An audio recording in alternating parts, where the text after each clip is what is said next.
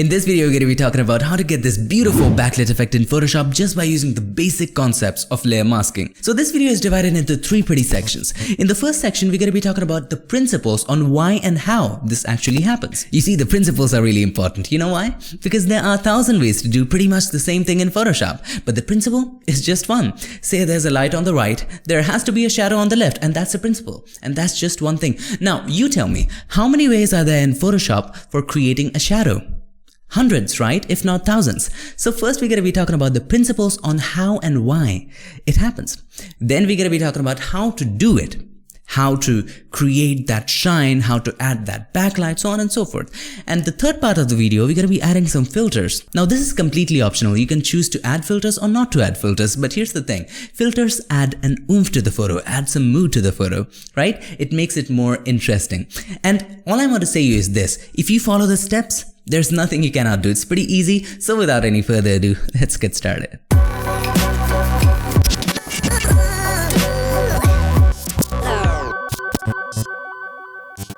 So here we are in the mystical world of Photoshop, and if you want to download this photo, make sure to go ahead and download it using the links in the description. So let me show you the finished results so that you have a better idea. So first off, we're going to add the backlit effect. Let me turn off everything. So this is the before image. First, the backlit effect, and then some filters. Now to understand the backlit effect, we need to understand why this happens, why the ring thing happens here, and how to paint it, and how to go about masking it and other stuff. Now before we jump into any conclusions, we need to come in terms with the concept of diffraction. Now what is diffraction?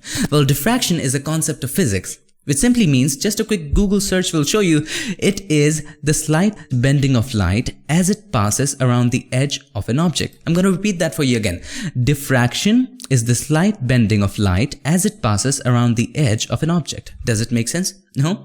Let me show you an example. So this is the diagram for diffraction. So as you can see, the light is hitting this opening, okay, this edge, and technically it should go straight, right? But it's not going straight. It's bending a little bit.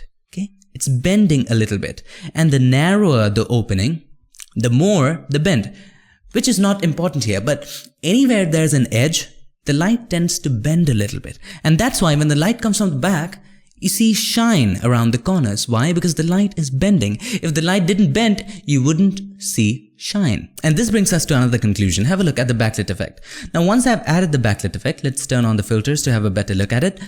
There has to be a light at the back to bend, right? If there's no light at the back, what will bend here?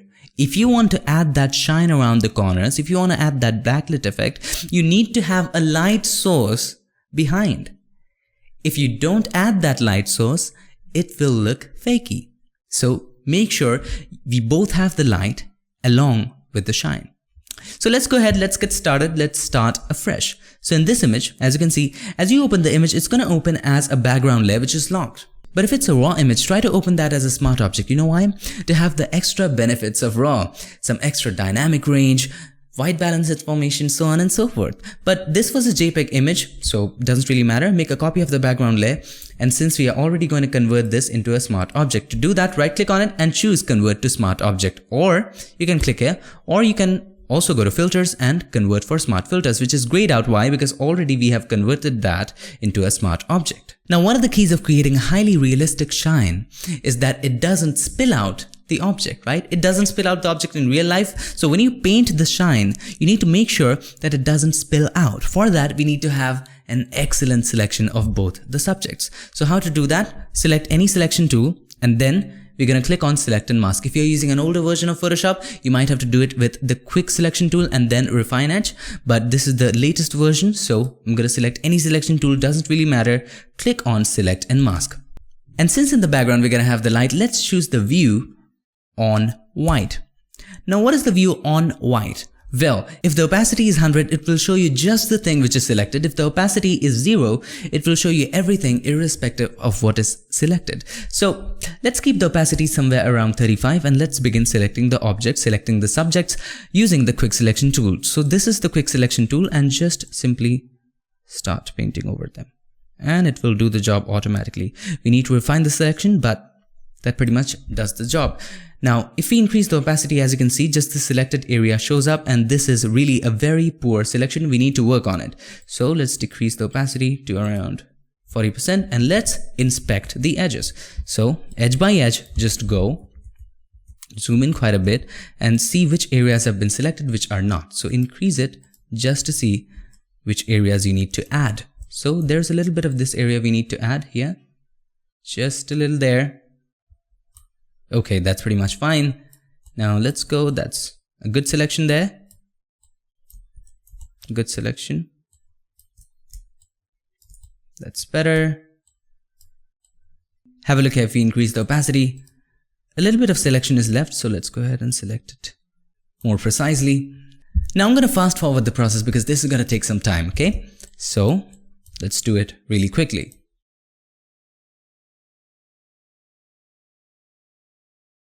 Now as you can see, some extra areas have been selected here, okay? If we increase the opacity, this area, we didn't want this area to be selected, so we need to subtract that area. How to do that? Press and hold Alt or Option and just see the cursor, it changes into a -1 and then just simply paint over that area. It automatically deletes. Just like that. Simple. There we go. And that's pretty good. We need to work up this one. We need to clean this one, which we can do later. Now let's inspect the other areas.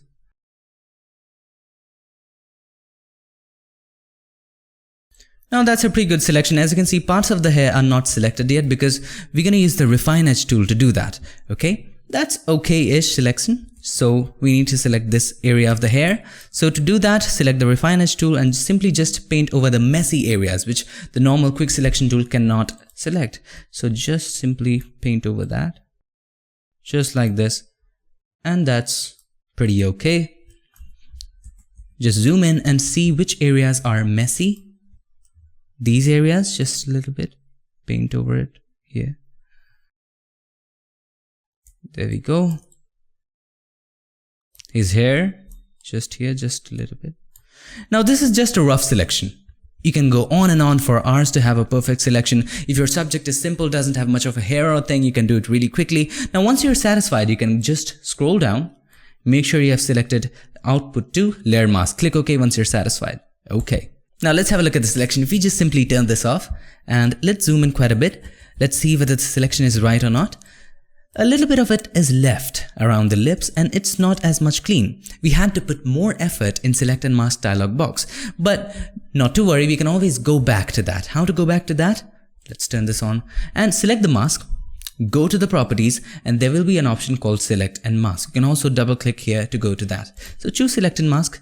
Maybe we're going to choose on white. That's fine. Increase the opacity quite a bit. This is fine. Let's zoom in and get back the lips. Select the quick selection tool, this one, and simply just zoom in and get it back. Just like that. Pretty easy, right? Now you can take as much time as you want. See, the extra thing is selected. So what do we need to do? We need to subtract that. Some strange thing just happened. Yeah. Just select that. Let's see what kind of a selection it makes. Makes a pretty good selection. Let's select this area. And this can take some time. Here too, in the girl's lips. There we go, that's fine. The extra area, delete that, press and hold Alt or Option and click on that. Just paint on that. It's fine. And anything which is not selecting, you can always go ahead and select the brush tool. Here, this one is the brush tool and simply just paint. Okay, that's kind of the last resort. Okay, there you go. And that's the way to do it. Now I can just perfect the selection, go on and on and on and on. This can take a while. And once you're satisfied with everything, click OK again and that will be fine. Now it's time for us to add that shine. So what is the best way to brighten up stuff without losing so much of a detail? Camera raw, right? And since this is a smart object, we can always go back and edit the values. Non-destructive. So let's select this and go to Filter, Camera Raw Filter. Okay. Now, all we have to do, we need to brighten this up. Increase the exposure. So let's take it all the way to maybe 2 is fine. And let's give that shine a tint, okay? Give that a yellow tint. and this is fine. Once you're satisfied, click OK. You can always go back and adjust this. Click OK. Now as you can see, the shine is all over the portraits. We didn't want that. We just want to shine around the corners. Now here's where the game begins. Now it's time for us to take the advantage of double layer masking. What is it? Well, you know that a layer can have a mask, right? You also know that a group can have a mask. Okay, group of layers can have a mask. And here's the thing, a group can also have just one layer. Are you understanding where I'm getting with this? All you have to do, with this layer selected, let's create a group of just this layer. Press Ctrl or Command G. Now press and hold Alt or Option and click on this mask button. Everything is gone. Now if you take a brush and make sure the foreground color is white, if you paint in the areas, only this portrait area will be visible. Why? Because we already have a mask here. It will not spill. If we didn't have this mask, let me just turn off the mask for a second. It will spill, right? It's spilling. But if we have this mask, it will never spill. By the way, if you're wondering how did I turn on and off the mask, press and hold Shift and click on it to turn off and then turn on. So that's the technique of double layer masking. We are using two masks simultaneously, and the intersection of those two masks are the areas which are visible. So all you have to do is simply just paint over the edges. So let's zoom in quite a bit and paint over the edges with a soft brush. Okay, brush is already soft, and decrease the flow to somewhere around 10 or something, and let's zoom in. So where do you want the light to come from? So let's create a new layer. Let me just make it clear for you. And let's assume the light is coming from this direction. Okay, let me increase the flow this time. Light is coming from this direction. So accordingly, we need to create that shine. Let's come back to this mask, zoom in quite a bit, and take the brush, make it soft. How to make it soft? Press and hold Alt or Option, drag it above to make it soft. Make it a little smaller and decrease the flow to 10, and just paint over the areas that should be bright. And here's the tip, paint over the areas that are already a little bright. Okay, just like that. Make it 5. Okay, since the light is coming from here, we should not make this area shining. This is in the shadows, right? So let's shine these areas. The more you practice, the better you become. There's no rocket science in it. Simply just paint. And as you can see, this area of the skin is turning away from this. Okay, so there's a little shadow already. Don't paint on that area. Just paint a little bit. And the nose. The nose is facing directly the source of light. The shiny area. So paint here just a little bit. Don't paint under the nose. Why? There's a shadow there. Paint carefully. Here, just a little bit. Don't paint under this area of the lips. Paint a little bit there. Here, so on and so forth. Okay. If you painted a little extra by mistake, all you have to do, press X and then paint out the areas. There we go. Let's have a quick look at the before and after. So this is the before. This is the after. What a beautiful light we have added. Now you can take as much time as you want. Take the brush, keep on painting just like this. Now we are painting with black, painting a little bit of white. There we go. Here, just a little there. Okay, we can add a little bit shine here on his sweater because it's already a little bright there. Maybe there was a secondary light to the left. We can assume that. Maybe here just a little bit. Not so much. Have a look. Before, after. We added that. Now here just a little bit. Now let's do the same for this lady. The tip is this, always try to paint on the areas which are already a little bright, okay? So erase that extra area. Just paint a little bit over here. Add a little shine, not too much. Just a little. There we go. Now you need to be really careful while doing hair. Here's the thing. The better the selection of the hair, the better the lighting effects would be. So let's see whether we have a good selection or not, but you take your time to make a better selection. Okay. Here it's looking a little fakey, so let's paint it with black again. We need not paint here. Why? Because the light is coming from this direction, so it won't hit this area. Okay. You can paint it just a little bit, maybe here, just like that. Have a look at the before and after. Quick look, before, after. And if you want to increase the intensity of it, very simple. Double click on the camera raw filter. All you have to do, increase the exposure. There we go, click OK. The intensity will increase, right? Another way of increasing the intensity is making a copy of it and try to increase it using opacity. So we have this group, make a copy of this group, simple. And now we have double intensity. Let it just load it, apply the filters, there we go. Now we can control this using opacity. It gives you a much more quicker and on-screen look, while in Camera Raw you have to go to the Camera Raw dialog box, increase it, click OK and then see how it looks, then go back. Instead, I prefer this method. So for me, I think this value is fine. 37 is fine. We can always go back and adjust that. Now it's time for us to add that backlight, okay? That source of light right here. Let's just turn it off, maybe delete it, make another copy of the group. So 3 copies. In the third copy, make this layer mask black again. Now let's fill the mask with black. How to do that? You know the shortcuts, right? Alt backspace, Option delete if you're using a Mac, Controller Command A, make sure the foreground color is black, press X to toggle between the foreground and the background, Alt backspace, Option delete if you're using a Mac. There we go. It's all black again. Now, let's turn off the mask for a second. What is it doing? It's brightening up the subjects, but this time we want just the opposite. We want it to brighten up the background. How do we do that? Very easy. We already have the mask here, right? And that was the advantage of having the perfect selection. Press Controller Command I. Now it's brightening up the background. Okay, let's just turn on the mask again and increase the opacity. Select the mask, take the brush, make sure the foreground color is white this time, and just make sure the flow is 100% and dab around here. Make it a little bigger. Just click once and that's pretty much done with white, and we have added that light. If you want extra light here, you can do that also. Now you can control the intensity of the light using the opacity slider. There we go. How much light do you want there? There we go. That's pretty much done. Make a group of all these groups.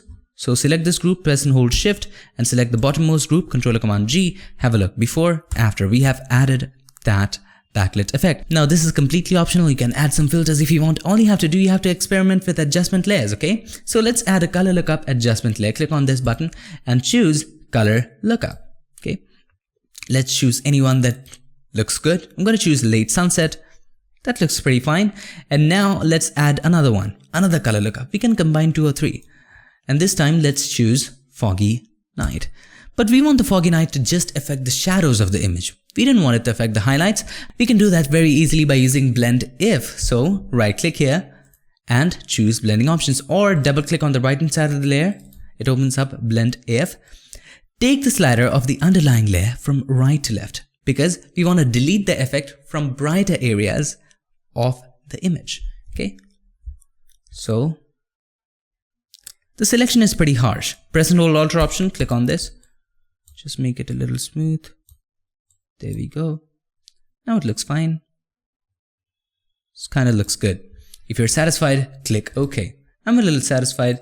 I'm going to decrease the effect just a little bit, just like that. And maybe add some curves to it. Okay. Now this is looking too much, but wait, this will look better. Add some curves. Maybe brighten this up just a little bit. Add a little contrast and create a mask. Controller Command I. Take the brush, make sure the foreground color is white. Let's dab in a little bit here and there. Just like this, maybe a little here, a little there, a little here, a little there. It's looking okay. Just like this. Now make a group of all these effects. Press Shift and select the bottommost effect.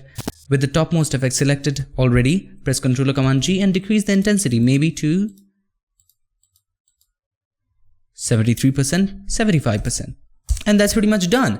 Now you can always go ahead, add some vibrance to it. You can experiment with filters as much as you want. I'm going to add some vibrance and increase it just a little bit. And there we go. Before, after. Okay. So let's have an overall look at the before and after. So this is the before. This is the after. So I took some more time and painted around a little bit more. I tried to shift the light a little bit to the right, and this is what I got. Okay. And since I shifted the light a little bit to the right, I had to paint here a little more, so on and so forth. So it depends upon how much time do you give to painting and how much smart you are with it. Pretty easy, right? You can experiment as much as you want. You can take as much time as you want and experiment with this and perfect the selection. So that pretty much wraps up the backlight effect in Photoshop. I hope it made sense to you. Now, all you need to remember is these three things, and there are always three things. I really don't know why. Maybe that's an attention grabbing formula anyway. So the first thing is diffraction. How it actually works, the principle behind it.